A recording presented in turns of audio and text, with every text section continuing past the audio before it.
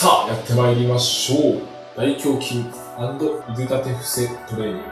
高密度3種目、3分で終わります。時間がなくても、部屋にスペースがなくても大丈夫。さあ、まずは30秒間腕立て伏せです。よーい、スタート。大事なのは重心です。まずは小指のあたり、腕の位置は肩幅の 1.5 倍。そして小指のあたりに重心を乗せてください。で、姿勢です。腰を反るのではなく、腰を上げる。その時、腹筋に少しお腹に力を入れるイメージです。その状態でキープ。で、やってまいります。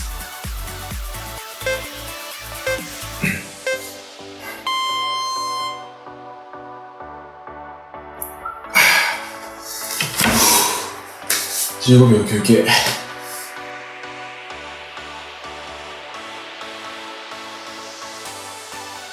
次はダイヤモンドプッシュアップ。手の幅をその上にとって三角を作るイメージ。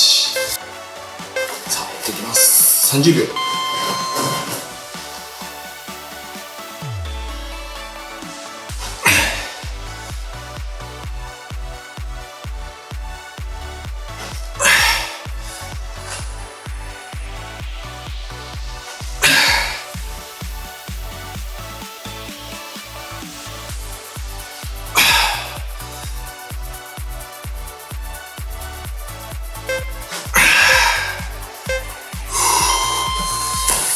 15秒休憩。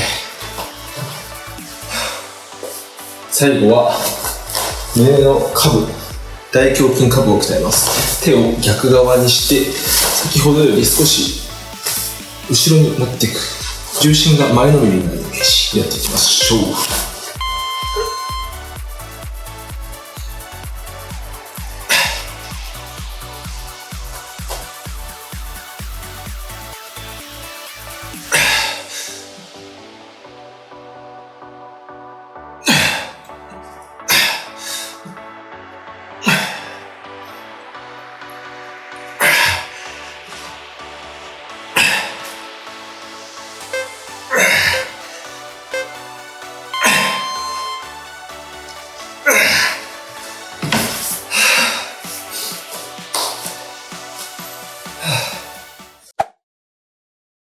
はい、いかがでしたでしょうか。大胸筋3種目。まずは普通のプッシュアップ、腕立て伏せです。そして次に行ったのが手幅を狭めて三角を作るダイヤモンドプッシュアップと言います。ナロープッシュアップとも言います。これで腕立て伏せ。で、3種目目、逆に手をリバースハンド、逆にした上で少し重心を前に持っていく。これで腕立て伏せをする。リバースプッシュアップ。この3種目やってまいりました。まず1種目目、普通のプッシュアップ。これは全てに共通することなんですけども、コツとしては肩幅よりも少し開く。1.5 倍くらいの感覚で大丈夫です。そして重心、どこで体重を受け止めるかというと、小指のあたり、なるべく外側で受け止めるようにしてあげてください。小指のこのあたりで体重を支えるイメージ。そうすると、なぜいいかというと、骨に対してまっすぐに体重をかけたいんですね。骨に対して斜めとか横に体重をかけてしまうと、怪我の原因になります。なので、小指のあたりに骨がしっかりと通っているので、に体重を乗っける。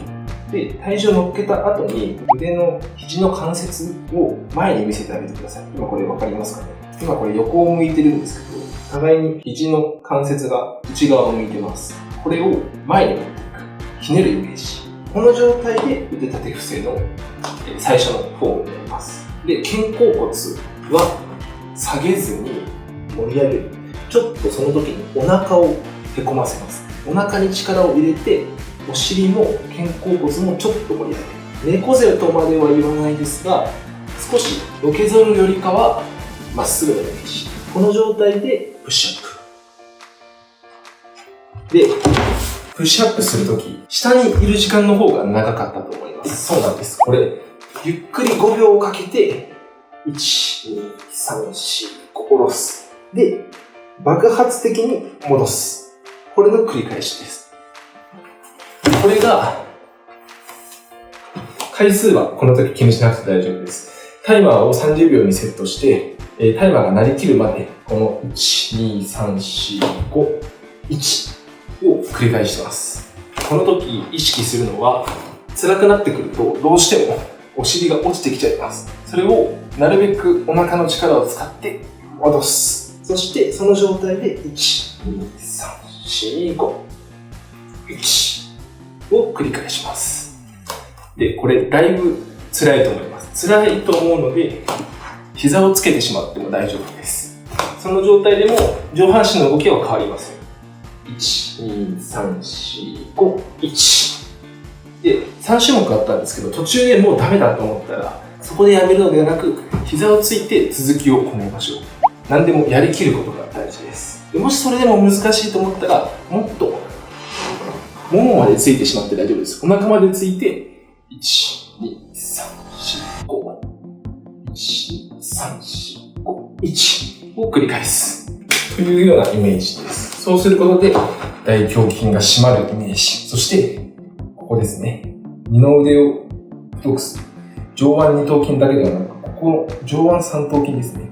腕を太く見せる筋肉。ここも効きます。どちらかというと、1種目目はバランスよく。普通のプッシュアップ、腕立て伏せはバランスよく両方とも鍛えられます。ダイヤモンドプッシュアップの場合は、曲げるときに、ここに負荷が伸びやすくなるので、どちらかというと三頭筋に効きやすいです。腕が太くする筋肉です。で、最後、リバースプッシュアップの場合は、大胸筋の鍛えづらいものですね。この下部、大胸筋は一枚岩になっているので、基本的にはここを鍛えてからここだけ大きくなるということはないです。全体的に少しずつ大きくなっていくのが大胸筋の特徴です。ただ、刺激の入れ方を変えてあげることによって効率だったりとかつくスピードが変わってくるので、ここはよりいつも上からの刺激というものを下からの刺激に変えてあげることで、また新たな筋肥大への効果を狙えるというふうな点があります。